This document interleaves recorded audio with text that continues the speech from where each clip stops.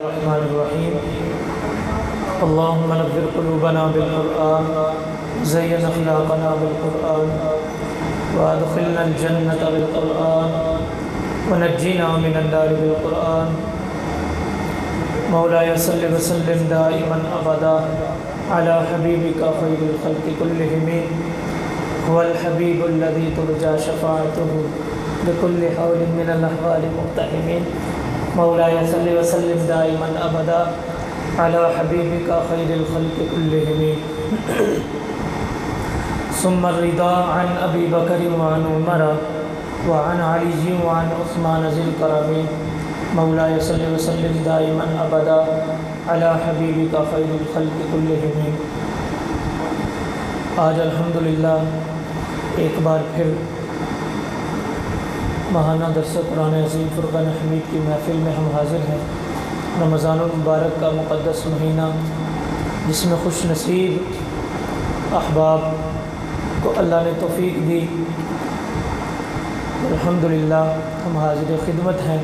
अल्लाह मेरा भी आपका भी आना कबूल फ़रमाए और हमारे इस्लाह उम्मत फ़ाउंडेशन के ज़िम्मेदारान तशरीफ़ फ़रमा हैं हज़रत अल्लामा मौलाना आसिफ़ ख़ान साहब, हज़रत मौलाना हाफ़िज़ मोहम्मद सदाकत साहब और दीगर, अल्लाह सब को दीन दुनिया की बरकतें अता फ़रमाए। चंद मिनटों के लिए मैं थोड़ी सी गुफ्तगू करना चाहता हूँ। दुआ से पहले इंशाअल्लाह 6:30 बजे तक कोशिश करेंगे ताकि इफ्तारी का इंतज़ाम भी हो सके।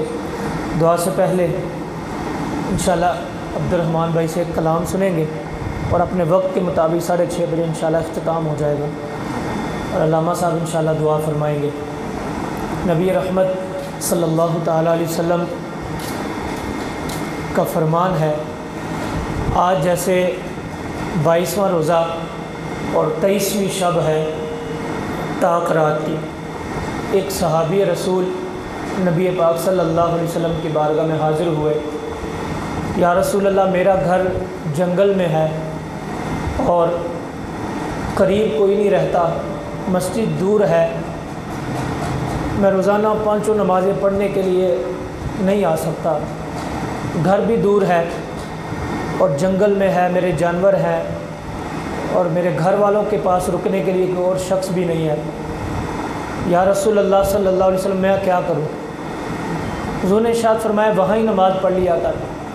अर्ज़ की, या रसूल अल्लाह, फिर कोई दिन ऐसा बता दें साल के बाद, 6 महीने के बाद, कि जिस दिन मैं आकर रात को मस्जिद में ख़ास तौर पे इबादत कर सकूं, क्योंकि पूरा साल मैंने अपने घर पे यानी जंगल में जहाँ मेरा घर है वहाँ नमाज़ पढ़नी होती है। चले साल के बाद एक रात ऐसी मिल जाए कि जिसमें मैं मस्जिद में जाकर पूरी रात इबादत कर सकूं। मेरे और आपके नबी सल्लल्लाहु ताला अलैहि वसल्लम ने इरशाद फरमाया, जब रमज़ान की 23वीं शब आए तो उस रात को आकर इबादत कर लिया करो, अल्लाह पाक सारा साल तेरी इबादत कबूल कर लेगा। तो जब उसका इंतकाल हुआ तो नबी पाक सल्लल्लाहु अलैहि वसल्लम ने उसके बेटे को बुलाया, फरमाया, तेरे वालिद के अमल को तो मैं जानता हूँ, लेकिन तेरी गवाही लेनी है ताकि मैं अल्लाह की बारगाह में दुआ कर सकूँ।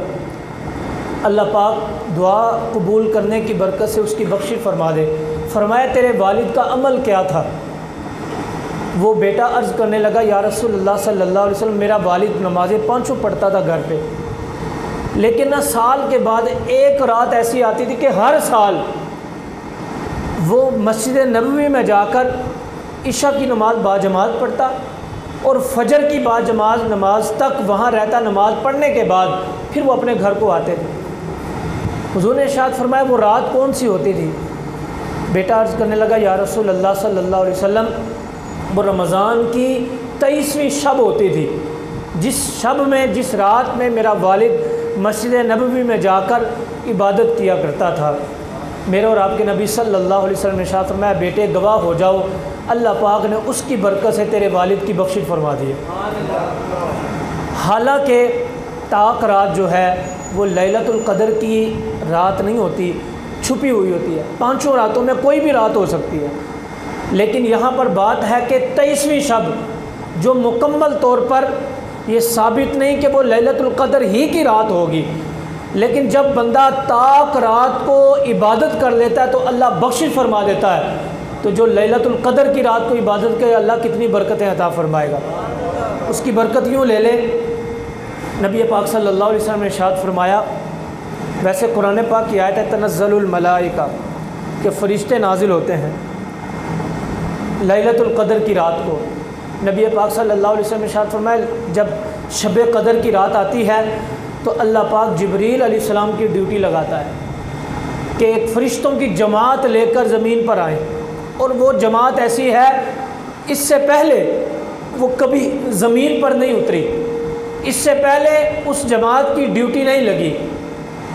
वो जमात हज़रत जिब्रील अलैहिस्सलाम के साथ ज़मीन पर उतरती है, क्या करती है, जो बंदा खड़ा होकर या बैठकर अल्लाह की इबादत कर रहा होता है, हज़रत जिब्रील उसके पास आ जाते हैं। उसके पास आकर क्या करते हैं, रब की बारगाह में हाथ उठा लेते हैं।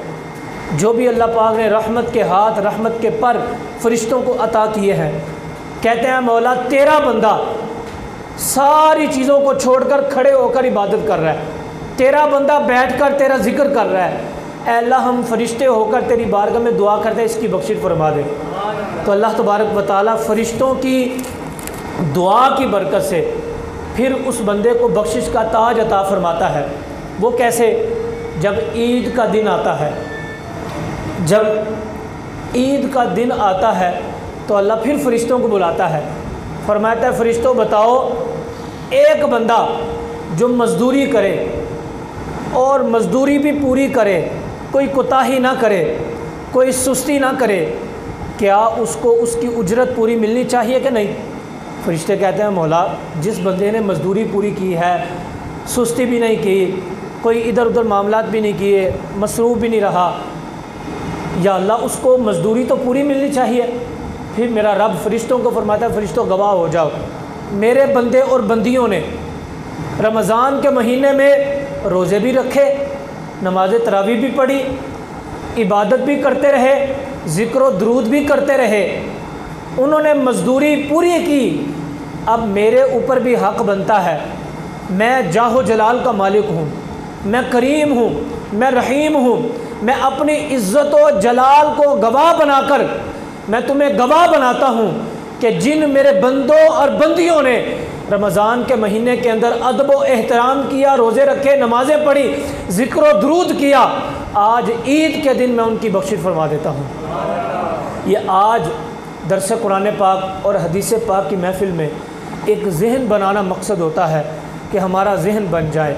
अभी 4 रातें ताक रातें बाकी हैं, अभी चंद दिन हैं रमज़ान के, कसरत से दिन तो गुज़र गए हम, लेकिन रमज़ान मुबारक का अदब करके, एहतराम करके अपनी बख्शिश ना करा सके।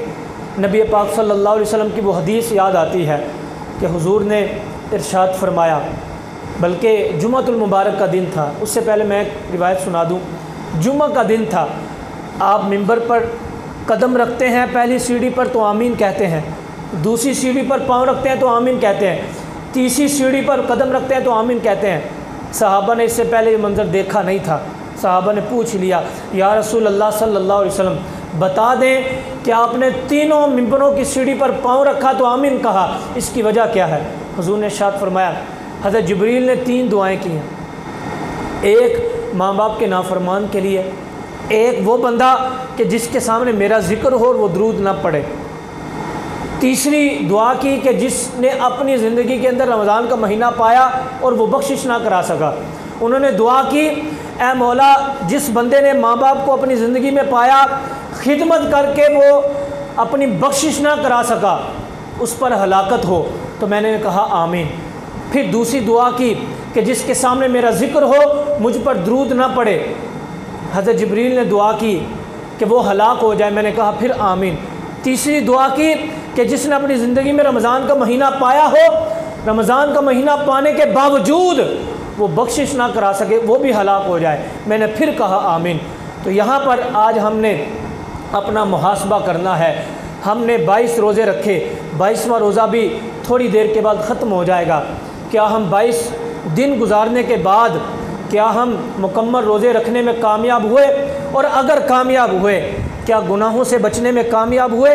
मेरे और आपके नबी सल्लल्लाहु अलैहि वसल्लम ने इरशाद फरमाया, जो रोज़ा रखे, रोज़ा रखने के बावजूद गालिब गलोच से ना बचे, रोज़ा रखने के बावजूद झूठ से ना बचे, रोज़ा रखने के बावजूद धोखा देने से ना बचे, रोज़ा रखने के बावजूद गीबत से ना बचे, रब को उसके भूखे और प्यासे रहने की हाजत नहीं है कि वो भूखा रहे प्यासा रहे, क्योंकि उसने मुसलमानों को तंग किया गीबत करके, झूठ बोल के, धोखा देकर। तो इसलिए हमने सोचना है क्या 22 रोज़े गुजरने के बाद क्या हम रोज़े रखने में कामयाब हुए। अगर कामयाब हो गए तो क्या हमने मुसलमानों को तंग तो नहीं किया, क्या हम बख्शिश कराने में कामयाब हुए कि नहीं हुए, हम नमाज तरावी मुकम्मल तौर पर पढ़ने में कामयाब हुए नहीं हुए। अभी देखें आखिरी अशरा जो गुनाहों से बख्शिश का अशरा होता है, रहमत इलाही हासिल करने का अशरा होता है। अफसोस की बात है इस अशरे में लोगों की नज़र तवज्जो रोज़ों की तरफ कम होती है, ज़िक्र दुरूद करने की तरफ कम होती है, तहज्जुद पढ़ने की तरफ कम होती है, लेकिन घरों में क्या गुफ्तगू हो रही होती है, बाज़ार जाना है, शॉपिंग करनी है, कपड़े ख़रीदने हैं, जूते ख़रीदने हैं। ठीक है, ईद की खुशी मनानी चाहिए, कपड़े भी पहनने चाहिए, अच्छे जूते भी लेने चाहिए, अल्लाह ने जितना अता किया उसको ज़ाहिर भी करना चाहिए। लेकिन क्या हम 10 दिन जो आखिरी अशरे के हैं क्या इसमें तो नहीं गुजार देते कि हमने शॉपिंग करनी है, बस अपने आप को सुधारना है, अपने कल्ब को क्या सुधारने में कामयाब हुए नहीं हुए, इसकी तरफ हमारी तवज्जो होती है नहीं होती। अल्लाह पाक कुरान पाक में इरशाद फरमाता है, वला तुबज़िर तबज़ीरा इन्नल मुबज़्ज़िरीन कानू इख़वान शयातीन व कान शैतानु लिरब्बिही कफूरा।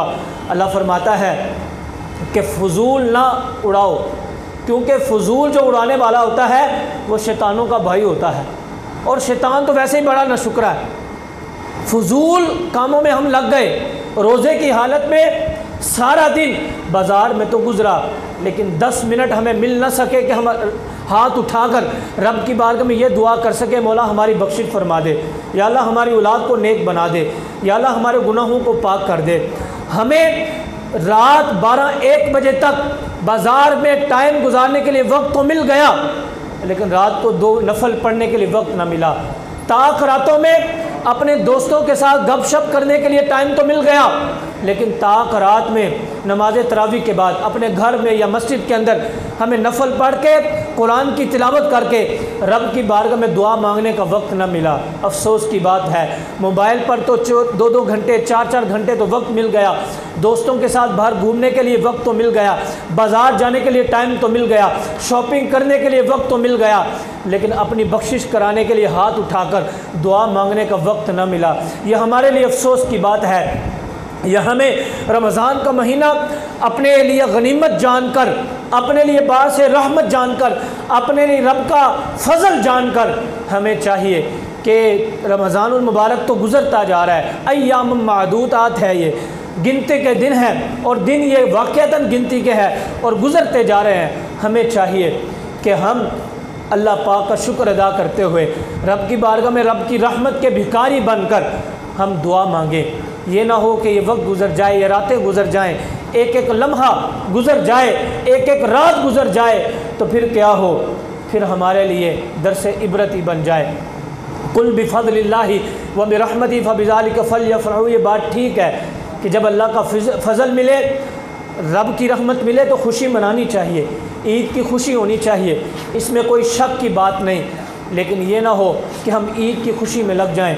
हज़रत सैयदना उमर फ़ारूक रज़ी अल्लाह ताला अन्हु के पास कुछ सहाबा और ताबईन ईद की मुबारक देने के लिए हाज़िर हुए, तो देखा कि घर में रोने की आवाज़ आ रही है। जब दरवाज़े को दस्तक देकर ये मेहमान अंदर गए तो कहने लगे, जनाब अमीरुल मोमिनीन, आज तो ईद का दिन है, आज तो खुशी मनाने का दिन, आप रो रहे हैं और आपके रोने की आवाज़ तो बाहर गली में जा रही है। अल्लाह अकबर। हज़रत उमर ने बहुत बड़ा जुमला कहा, वो अमीरुल मोमिनीन है, मुसलमानों के दूसरे खलीफा हैं, सियासी भी और रूहानी खलीफा हैं, और इसके साथ साथ रब ने बड़ी जाहो जलालत अता की, आपके साए से शैतान भी भाग जाता था। आपने फरमाया ईद का दिन तो उसके लिए है कि जिसके रोज़े कबूल हो गए, ईद का दिन तो उसके लिए जिसकी नमाज तरावी कबूल हो गई। ईद का दिन तो उसके लिए है जिसने जिक्र किया, दरूद पढ़ा, जिसने अल्लाह पाक को याद किया और उसकी कबूलियत हो गई। ईद तो उसका दिन है। उमर को तो पता ही नहीं कि उसके रोज़े कबूल हुए कि नहीं हुए।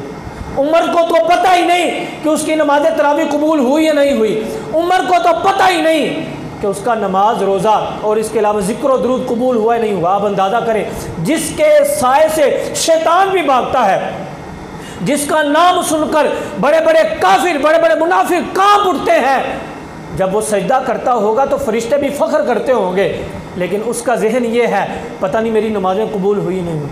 हम तो एक रोज़ा रख कर कभी कभी ऐसा हो जाए ना, हालांकि हुजूर का फरमान है कि सहरी के अंदर अल्लाह ने बरकत रखी है, लेकिन कभी आँख ना खुले, जब 24 घंटे का रोज़ा रखना पड़ जाए मजबूरी के अंदर, तो हम लोगों को बता रहे थे भाई आज असी 8 पैरा रोज़ा रखे है, आज सहरी करन तो बगासी फ़ख्र ना दसने।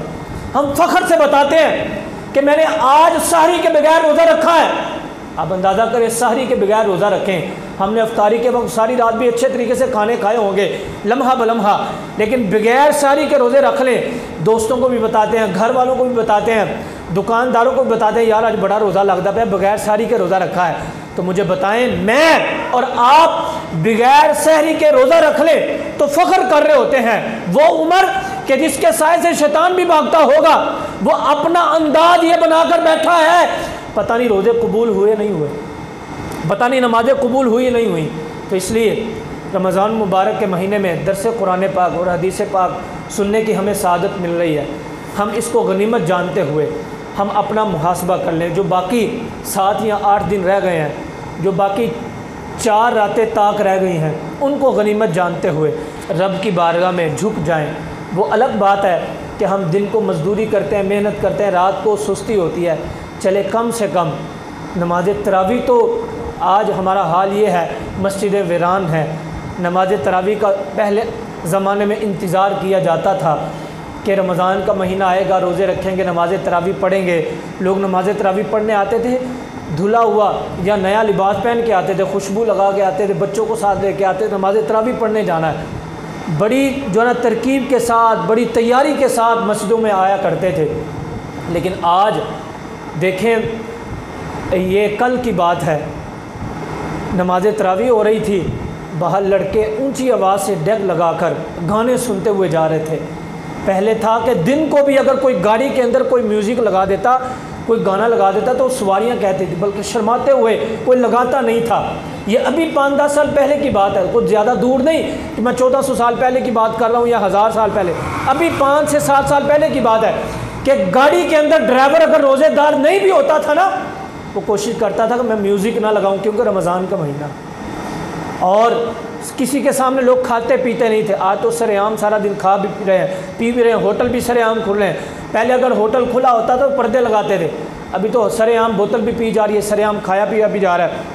यानी इससे मुराद ये है कि हमें एहसास ख़त्म हो गया, जो रमज़ान मुबारक का एहसास था ना कि यार अल्लाह की रहमत आ गई, रब की बख्शिश का महीना आ गया, रातें वो आ गई जिसमें अल्लाह दुआ कबूल करता है, अफ्तारियाँ वो आ गई कि जिसमें हाथ उठाकर जो भी मांगे अल्लाह अता करेगा, सहरियाँ वो आ गई कि नमाज तहज्जुद पढ़ के जो मांगेंगे अल्लाह अता करेगा। लेकिन हमें 24 घंटे में एक लम्हे का भी एहसास नहीं, ना सहर का एहसास, ना अफ्तारी का एहसास, नमाज तरावी का एहसास नहीं, ना रोज़ेदार का एहसास, न रमज़ान मुबारक के मुकम्मल महीने का एहसास, और बल्कि बड़ी बात करूँ ताक रातों का क्या, हमें 27वीं शब का भी एहसास नहीं है। आप तो माशाल्लाह एहसास वाले लोग हैं, इसलिए रब के घर पे अपना टाइम निकाल कर बैठे हुए हैं। अल्लाह मुझे भी आपको भी एहसास अता फरमाए। खुलासा कलाम ये है, आखिरी जो अल्फाज कहने लगा हूँ, ईद को रब की रहमत समझकर, रब की नेमत समझकर मनाएं। ये ना हो कि शैतान की चाहत को पूरा करते हुए वावेला मचाएं, और ये जो दिन है ईद की तैयारी में ऐसे गुजार दें ना हमें नमाज की फ़िक्र रहे, ना ताक रातों की फ़िक्र रहे। तो एहसास पैदा करें अपने अंदर, अपनी ज़िंदगी का, अल्लज़ी खलक़ल मौत वल हयात लियब्लुवकुम अय्युकुम अहसनु अमला। रब ने ज़िंदगी और मौत इसलिए अता की ताकि जान सके कौन अच्छे अमल करता है कौन बुरे। हालांकि रब जानता है कौन अच्छा है कौन बुरा है, लेकिन हमें सब कुछ अता कर दिया, हमारे हाथ में अल्लाह ने दे दिया। हमारे इख्तियार में दे दिया। कई लोग कहते हैं हमारे इख्तियार में नहीं, मैं कहता हूँ हमारे इख्तियार में है। जब हमें कोई थप्पड़ मारे तो दर्द का एहसास होता है, तो हम 2 आगे से लगाते हैं। अगर हमारे इख्तियार में नहीं तो हम क्यों आगे से जवाब देते हैं? हमारे इख्तियार में है तो हम आगे से जवाब देते हैं ना। जब अपनी तकलीफ़ की बारी आती है तो इख्तियार पैदा कर लेते हैं। जब नमाज की बारी आती है कहते हैं जब अल्लाह चाहेगा, जब रोज़े की बारी आती है कहते हैं जब अल्लाह चाहेगा, जब नेकी करने की बारी आती है कहते हैं जब अल्लाह चाहेगा, जब ज़कात देने की बारी आती है जब अल्लाह चाहेगा। तो भाई जब तुम्हें कोई किसी ने थप्पड़ मारा था उस वक्त भी हाथ नीचे रखते, कहते अल्लाह बदला ले लेगा, लेकिन हम तो बदला लेते हैं। उस वक्त अपना इख्तियार भी खुल जाता है, अपनी ताकत भी खुल जाती है। तो इसलिए रब ने हमें इख्तियार वाला बनाया है, रब ने हमें ताकत वाला बनाया है। उस ताकत को दुनिया के लिए इस्तेमाल ना करें बल्कि अपनी इस्लाह के लिए इस्तेमाल करें, अपनी कब्र व आखिरत को बेहतर बनाने के लिए इस्तेमाल करें। अल्लाह तबारक व तआला की बारगाह में दुआ करते हैं। कलाम बड़ा तवील हो सकता है, लेकिन सारे कलाम का खुलासा ये है, मैं भी अपनी इस्लाह करूँ, आप भी अपनी इस्लाह करें। और ये दर्स कुरान महाना रखने का मकसद भी है, इस्लाह उम्मत फाउंडेशन का ना कोई सियासी मकसद है, बल्कि इसका मकसद ये है कि हम भी अपनी इस्लाह कर लें और नौजवानों की भी इस्लाह हो जाए। और ये दर्स कुरान का पैगाम ये है, अल्लाह की मोहब्बत, रसूलुल्लाह की, सहाबा व अहले बैत की और सारे मुसलमानों की मोहब्बत, आपस में इत्तिफाक पैदा हो। इंशाअल्लाह अभी इंशाअल्लाह एक कलाम पढ़ेंगे। वो जो कलाम पढ़ा जाएगा तो तवज्जो के साथ, हो सकता है किसी की दुआ कबूल हो जाए। वो कलाम के बाद इंशाअल्लाह फ़ौरन दुआ हो जाएगी। 5 से 7 मिनट पहले ऊपर इंशाअल्लाह इफ्तारी का इंतज़ाम होगा, तो बड़े अच्छे अंदाज़